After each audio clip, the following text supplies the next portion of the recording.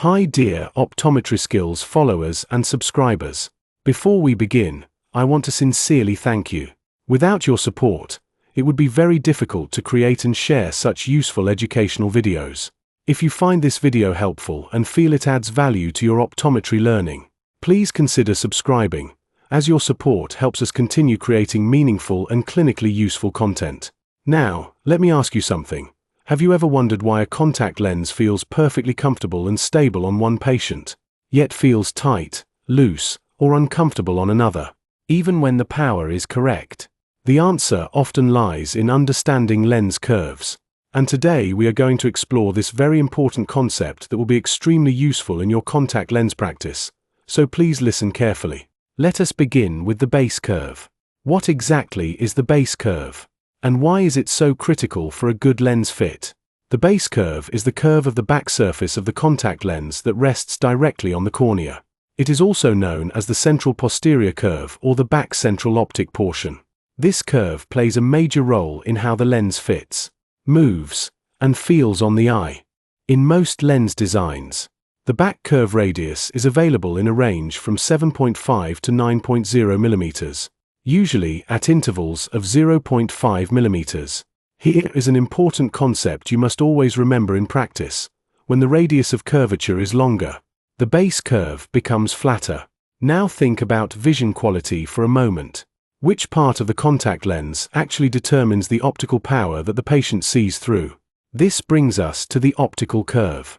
The optical curve is present on the anterior surface of the contact lens, within the optical zone. The optical power of the lens is determined by the curvature of this surface, which is why it is also called the front curve. Even small changes in this curve can significantly affect visual clarity. Next, let us talk about comfort and smooth lens movement. Why does a well-fitted lens move gently with every blink instead of sticking to the cornea?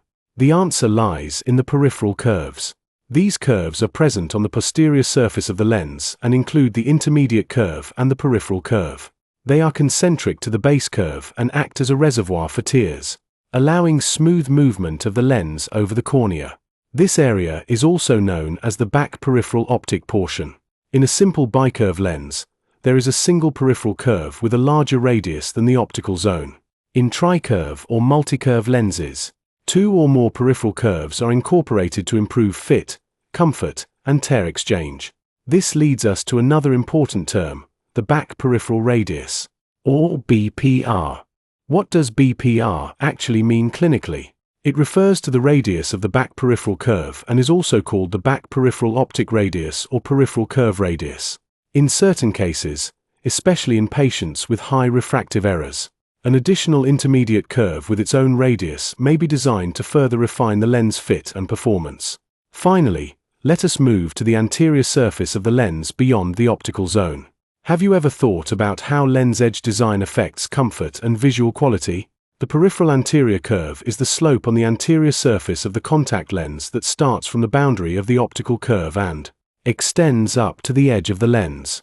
In some specific cases, there may also be a peripheral anterior intermediate curve between the optical curve and the peripheral anterior curve.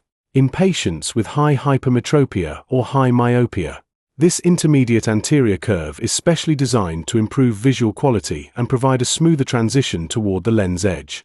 So, did you find this useful? Let us know in the comment box below. Thanks for watching.